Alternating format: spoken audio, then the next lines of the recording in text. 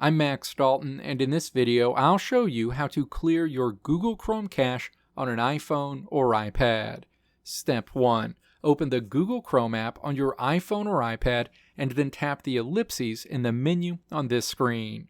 A menu opens. Step 2. Tap History in the row of options at the top of this menu. The next screen shows you your Google Chrome browsing history.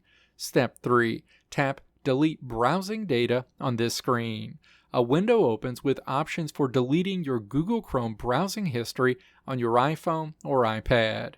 Step 4. Tap Time Range and then choose how far back you want to delete your Google Chrome history on this device. Step 5. Next, tap Browsing Data to open a menu and then tap to place check marks next to both the Cookies and Site Data and Cached Images and Files options. Tap Confirm when you've selected any other options you want to delete the data for. Step 6. Now, tap Delete Data. Your Google Chrome cache data will immediately be deleted and cleared on your iPhone or iPad.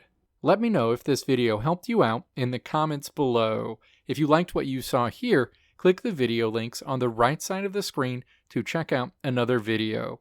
Or click the logo on the left side of the screen to check out my tutorial website at www.maxdalton.how.